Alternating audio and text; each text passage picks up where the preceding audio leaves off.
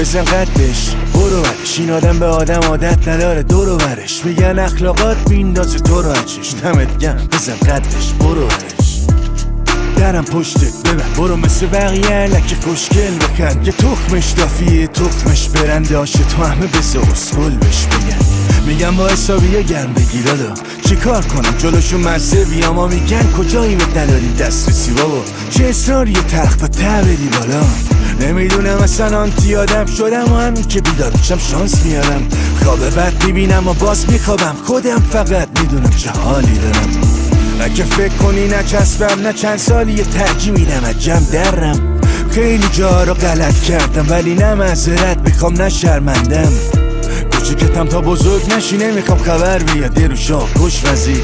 برو بی خیال ما شو غربتی، کم نگاهیدین ما رو نوبتی. دیدن ازم همه هرچی نباید میدیدن و دیگه ترسی ندارم، تو پی زندگی من پی مردنم، واسه خودم و گاییدن هیچ مرزی ندارم، دلم فقط یه رفتن میخواد نکش حرف دیگه از من زیاد، برو فقط تو خوبم و نخواد خوب من همین بدمستیات. هی جماعت گربه کوره همین که دورم آفتابی نشین لطفتونه، جام خوبه همین کنج خونه چون جمع شما علکی ها مفت گرونه، من قلبم خیلی وقته که یخزدتون جوری بریدم از همتون که دیگه نشه دوخت، کل زندگیم هم نیست قطعه چمدون، بی خودی دل لبم به این آفتاب لب بوم، برو بی خیال حال ما که نداره تعریفایت، جای من باشی شبا بفهمی یه روح پاره پوره با یه اعصاب تحقیر، افیسم مشخصه وزن نوار مغزیم، حالم پاسکاری میشه بین بد و بدتر، هیچ تراپیستی نمیگیره منو گردن، صبح باید در و تخت جنازم و جمع کرد چون روزو مراعات کنم شب و مستم، من هر دفعه به مور رسیدم پاره شدم،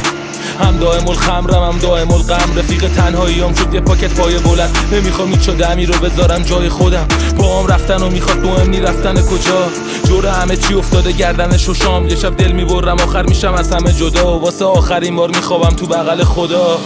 دیدن ازم همه هرچی نباید میدیدن و دیگه ترسی ندارم، تو پی زندگی من پی مردنم، واسه خودم و گاییدن هیچ مرزی ندارم،